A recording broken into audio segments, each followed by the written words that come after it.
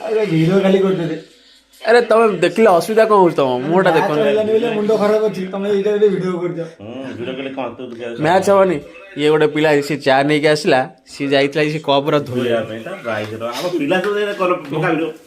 ଆମ ପିଲା ଏଇ ରଞ୍ଜନ ଭାଇ ସବୁ ଶିକ୍ଷା ଦେଇଛି। ଆସ୍ତେ ଆସ୍ତେ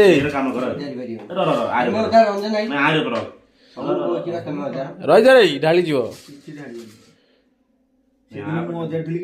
ସେଦିନ ଇଏ ଢାଳିଲା ଯେ ଟେବୁଲ ସାରା କରିଦେଇଥିଲା।